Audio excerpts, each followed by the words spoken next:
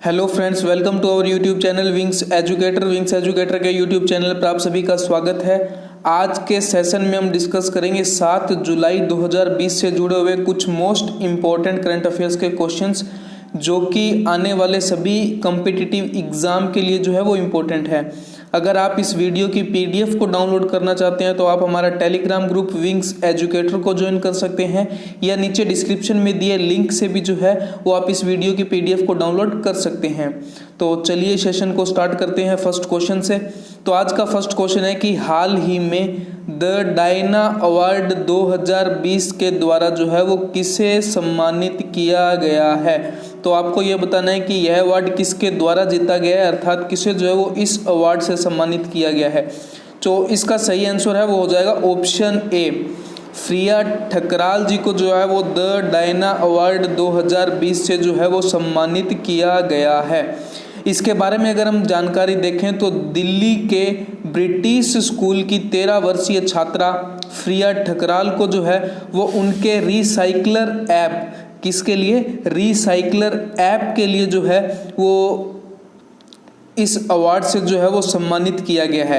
इसके अलावा अगर हम बात करें तो इस ऐप के बारे में उसने जो है वो दिल्ली के रैग पिकर्स की मदद के लिए जो है वो उपयोगकर्ताओं को वेस्ट हैंडलर से जोड़ने के लिए इस ऐप को विकसित किया है।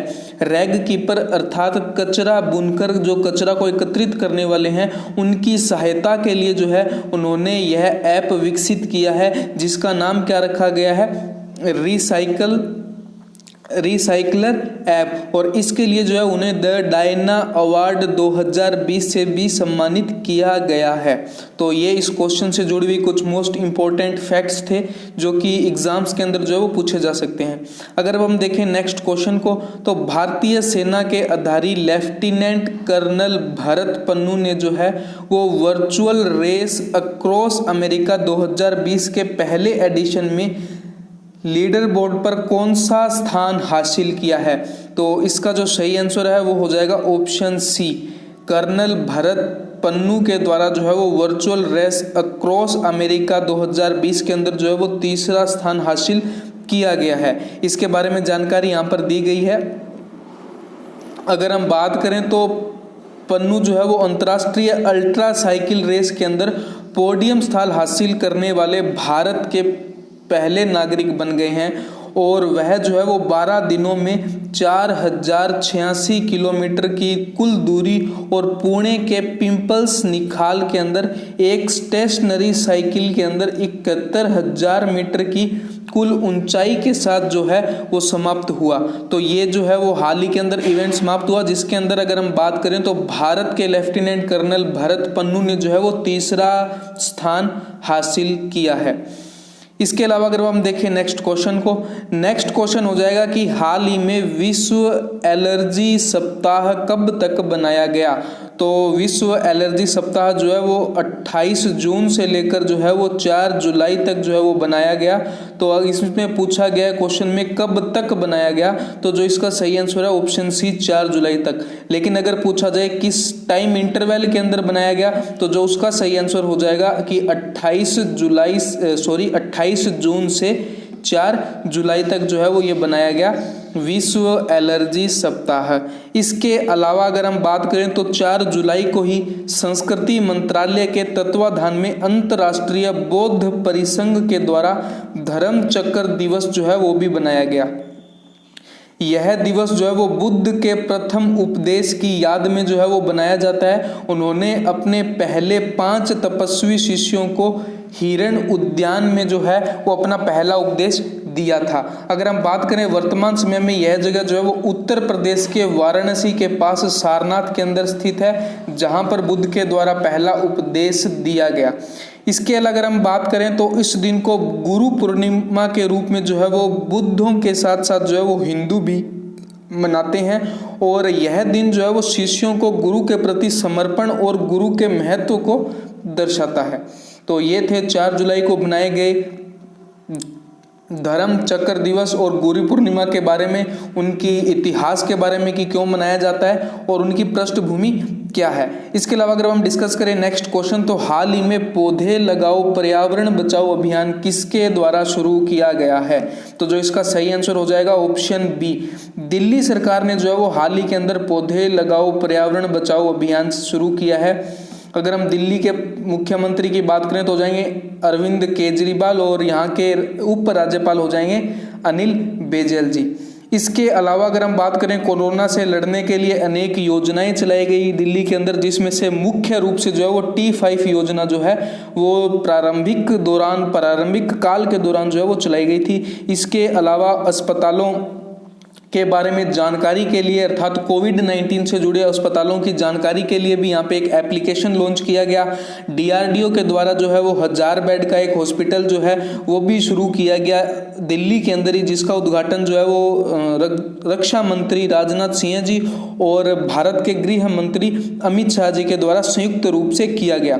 इसके अलावा अगर हम बात करें तो दुनिया का सबसे बड़ा कोविड-19 केयर सेंटर भी जो है वो दिल्ली के अंदर ही शुरू किया गया, जिसके अंदर जो है वो 10,000 बेड की जो है वो कैपेसिटी है।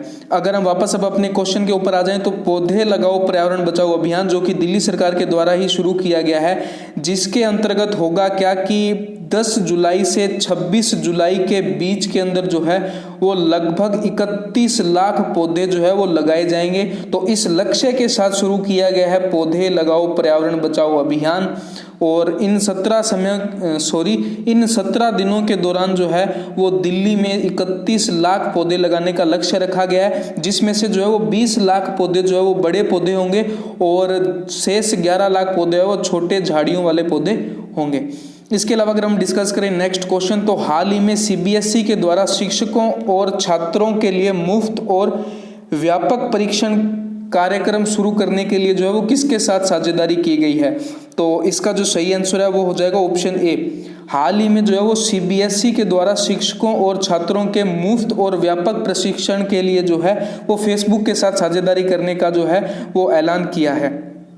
इसके बारे में जानकारी जो है यहाँ पे दी गई है कि कार्यक्रम डिजिटल सुरक्षा और ऑनलाइन कल्याण पर संवर्धित वास्तविकता और छात्रों के प्रशिक्षण पर जो है वो शिक्षक प्रशिक्षण को कवर करेगा, अर्थात फेसबुक की सहायता से जो है वो शिक्षकों और छात्रों को प्रशिक्षित किया जाएगा। कोविड-19 काल के दौरान जो है वो ऑनलाइन शिक्षा को लगातार बढ़ावा दिया जा रहा है। इसका कारण ये है कि जब से कोविड-19 के कारण लॉकडाउन हुआ है तब से शिक्षण संस्थान जो है वो लगातार बंद हैं। लगभग सभी राज्यों के अंदर जो है वो परीक्षाओं को स्थगित कर दिया गया है और कुछ राज्यों के अंदर जो है वो छात्रों को अगली कक्षाओं के अंदर प्रमोट कर दिया गया है। तो उसी चरण के दौरान जो है वो अनेक ऑनलाइन कार्यक्रम चलाए जा रहे हैं, जिसके तहत जो है वो छात्रों को ऑनलाइन एजुकेशन जो है वो प्रोवाइड करवाई जा सके। तो इसी के तहत जो है वो CBSE ने यह फैसला लिया है कि छात्रों और शिक्षकों के प्रशिक्षण के लिए जो है वो फेसबुक के साथ साझेदारी की है। तो इससे जुड़ी हुई जानकारी यहाँ पे दी गई है, आप इसे रिवाइज कर सकते हैं PDF के थ्रू। और PDF को डाउनलोड करने का तरीका मैंने आपको बता दिया है कि आप हमारा टेलीग्राम ग्रुप विंग्स एजुकेटर को ज्वाइन कर सकते हैं, या फिर नीचे वीडियो के नीचे डिस्क्रिप्शन में जो लिंक दिया गया है उसके थ्रू भी जो है वो आप इस वीडियो के PDF को डाउनलोड कर सकते हैं। अगर हम देखें नेक्स्ट क्वेश्चन, तो किसानों को फसल ऋण देने के लिए बलराम योजना, यहाँ पे नाम आया है क्या, बलराम योजना जो है वो किसके द्वारा शुरू की गई है, किस राज्य से संबंधित है बलराम योजना। तो जो इसका सही आंसर हो जाएगा ऑप्शन बी, ओडिशा राज्य सरकार के द्वारा जो है वो बलराम योजना शुरू की गई है किसानों को फसल ऋण देने के लिए। इसके बारे में अगर हम और चर्चा करें तो भूमिहीन किसानों को फसल ऋण देने के लिए जो है वो ओडिशा सरकार ने बलराम योजना शुरू की है, और नई योजना के तहत जो है वो भूमिहीन कृषकों को संयुक्त देयता समूहों के माध्यम से ऋण मिलेगा। तो उन किसानों को जो भूमिहीन है उनको ऋण प्रोवाइड करवाया जाएगा, ताकि जो है वो कोविड-19 काल के दौरान जो आर्थिक गतिविधियां रुक गई है उन्हें सुचारू रूप से चलाया जा सके, और जो किसानों को हानि हुई है उसकी भरपाई के लिए उन्हें सहयोग के लिए जो है वो ओडिशा सरकार के द्वारा बलराम योजना के तहत फसल ऋण देने का कार्यक्रम शुरू किया गया है। इसके अलावा अगर हम डिस्कस करें नेक्स्ट क्वेश्चन, तो जीन कैस्टेक्स इस देश के नए प्रधानमंत्री नियुक्त किए गए हैं? यहाँ पे आएगा किस देश के नए प्रधानमंत्री नियुक्त किए गए हैं? Gene Castex. तो जो इसका सही आंसर है वो हो जाएगा ऑप्शन ए, फ्रांस के नए प्रधानमंत्री नियुक्त किए गए हैं जीन कैस्टेक्स।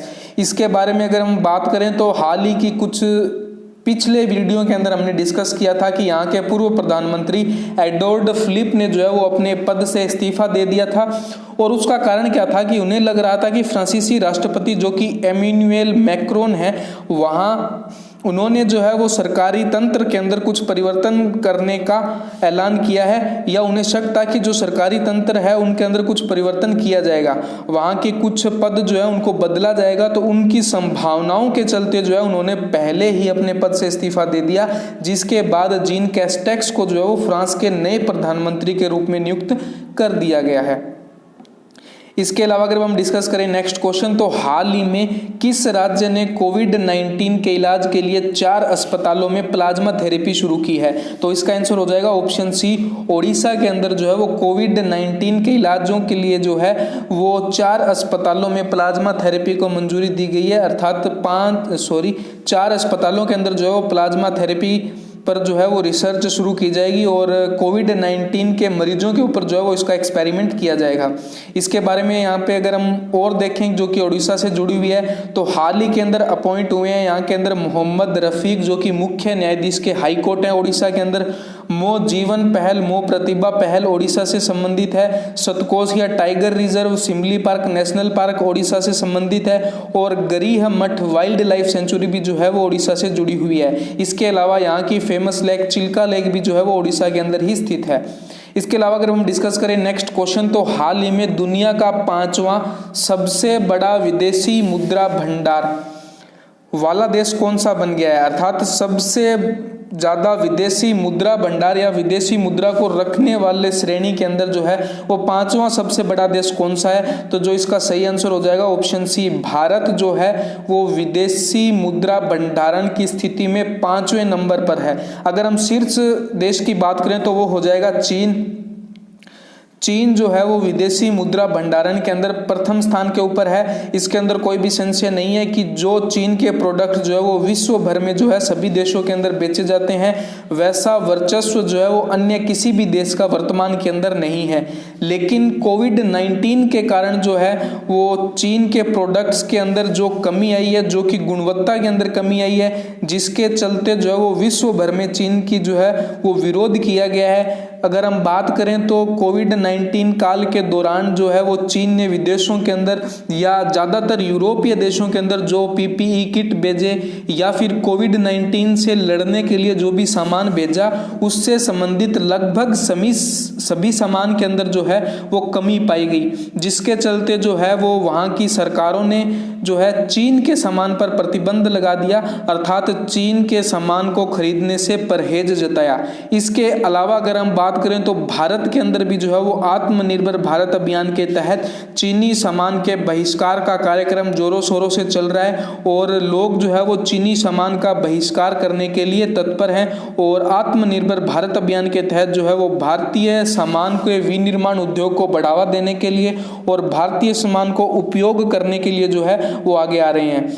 अभी हाल ही के अंदर जो है वो भारत सरकार ने चीन से जुड़े हुए 59 ऐप पर बैन लगाया, और जिनके विकल्प के रूप में जो है वो भारतीय ऐप को विकसित करने के लिए एक इनोवेशन कार्यक्रम शुरू किया, जिसके तहत जो है वो ऐप इनोवेशन चैलेंज प्रधानमंत्री नरेंद्र मोदी के द्वारा शुरू किया गया, जिसके तहत विजेताओं को जो है वो कुछ धनराशि उपहार स्वरूप जो है वो दी जाएगी। जिसके अंदर अगर हम बात करें फर्स्ट प्राइज जो है वो पहला इनाम रखा गया है 25 लाख रुपए, दूसरा इनाम रखा गया है 15 लाख रुपए, और तीसरा इनाम जो रखा गया है वो 10 लाख रुपए।